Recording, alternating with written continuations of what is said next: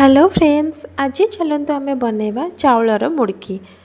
एठी आप देखिपे चाउलर मुड़की केते क्रिस्पी से 2 कप नहीं चाउलर गुंड, 1 कप नहीं बेसन आउ से जो आवश्यक सामग्री मुझे सब ऐड करी स्क्रीन रे आपको देखौची।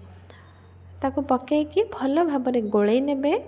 गोलई सारापर से देदेवे 2 ରୁ 3 चम्मच तेल, रिफाइन तेल गोलैकी भल भाव खास्ता देने। जदि खास्ता ठीक से हैनी आउ 2 चम्मच तेल पकईकी भल भाव में गोलै ने। खास्ता दे सारापर से उषुम पानी देकी भल भाव चकटी ने। उषुम पानी देले चामच रे फास्ट गोलै ने, भल भाव हाथ में चकटी ने। अटा जो टाइप चकटुंट ताठू भी नरम डो प्रिपेयर करेंगे।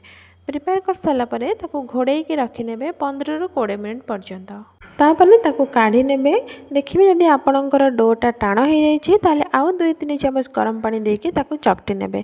तापर एहीपरि गोटे छांच, ये छांच मार्केट रे नचेत ऑनलाइन रे आपनको मिल सहजरे नहीं कि से डो को पूरेकी भल भाव चापी नेबे। चापी सारापर गोटे आपणकर मार्बल हो कि स्लैब हो कि थाली हो जो थी भी हो ताको से तेल मारी नेबे। तेल मारी सारापर से एमती टाइप्र कि आपणकर जो भी टाइप्र इच्छा हो से टाइप सेप देकी छाणीबे।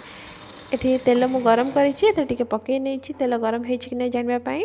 आठी देखूँ आमर गोल गोल मुड़की रेडी हो गला। एबे मु आउ गोटे अलग स्टाइल मुड़की आपको देखौची।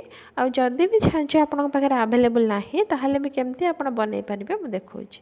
एठी से डोरू किसी आଣିकी रोल करिकी राउंड कर नेबा, खड़ू सेप्र देदेबा। तापर एमती लंबा लंबा भी करिकी छाणिकी आप खाईपारे। टेस्ट सेम आसो।